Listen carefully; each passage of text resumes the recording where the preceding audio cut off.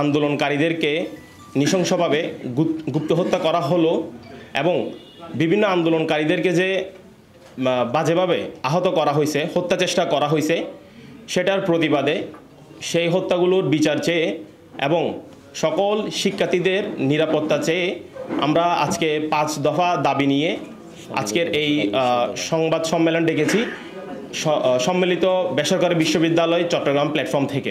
ঢাকার প্রাইভেট বিশ্ববিদ্যালয় ইস্ট ওয়েস্টের শিহান এবং আইওবির সীমান্ত 2 জন ছাত্রকে গুপ্ত হত্যা করা হয়েছিল।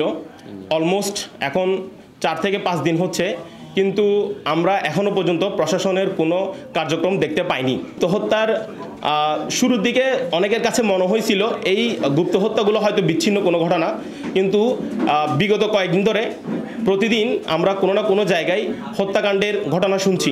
সুতরাং এটি খুবই স্পষ্ট আমাদের কাছে যে এইসব হত্যাকাণ্ডগুলো কোনোটি বিচ্ছিন্ন ঘটনা নয়, এটি প্রি প্ল্যান্ড মার্ডার। আমরা এই ধরনের হত্যাকাণ্ডের বিচার চেয়ে এবং আমাদের সকল শিক্ষার্থীদের নিরাপত্তা চেয়ে আজকে 5 দফা দাবি নিয়ে এখানে এসেছি। এইটুকু জানিয়ে দিতে চাই উপদেষ্টা পরিষদের নিকট। আমরা এই ধরনের হত্যাকাণ্ডের শিকার যদি হতে থাকি তাহলে এই বিপ্লব একটা সময় গিয়ে ফেল করবে এবং এই ধরনের হত্যাকাণ্ডের শিকার হওয়ার ফলে আমাদের শিক্ষার্থীরা নিরাপত্তাহীনতায় ভুগবে এবং এটা আমরা অলরেডি দেখতে পাচ্ছি। তারা নিজেদেরকে আড়াল করার জন্য সিসি ক্যামেরাগুলো ভেঙেছে। তো ফলে এটা সিটি কর্পোরেশন সহ নিরাপত্তার দায়িত্বে রাষ্ট্রীয় যে বাহিনীগুলো আছে তাদের কাছে বিষয়টা পরিষ্কার একেবারে ম্যাপ করে আছে এবং আমরা চাই যে এই সিসিটিভিগুলো যেখানে ছিল সেই জায়গাগুলো আবার সেই সিসিটিভি ক্যামেরাগুলো যাতে প্রতিস্থাপন করা হয়। আর আরেকটা বিষয় এখানে আপনারা জানেন যে এই জুলাই অভ্যুত্থানের যে ছাত্রদের উপর যে গণহত্যা সংঘটিত হয়েছে সেই গণহত্যার সাথে জড়িত যারা তাদের খুব কম সংখ্যক ব্যক্তিদেরকে এখানে আমরা গ্রেপ্তার হতে দেখেছি। অর্থাৎ এরা অধিকাংশই দেশের ভিতর আছে এবং আমরা এদের অনেককে রাস্তাঘাটে হাঁটতে দেখি, আড্ডা দিতে দেখি। তো আমরা দেশের জনগণ হিসেবে, সচেতন নাগরিক হিসেবে আমরা কোনো মব ভায়োলেন্সে বিশ্বাসী না এবং আইনের প্রতি শ্রদ্ধাশীল থাকার কারণে আমরা প্রশাসনকে প্রতিনিয়ত এই বিষয়ে নক করছি। আমরা জানাচ্ছি যে এই জুলাই অভ্যুত্থানের ছাত্র জনতার উপর যে সংগঠিত সন্ত্রাস তার সাথে যুক্তদেরকে গ্রেপ্তার করতে আমাদের এই বেসরকারি বিশ্ববিদ্যালয়ে যে শিক্ষার্থীগুলো আন্দোলনে সক্রিয় ভূমিকায় ছিল তাদেরকে এই জন্য টার্গেট কিলিং করা হচ্ছে বলে আমরা মনে করছি।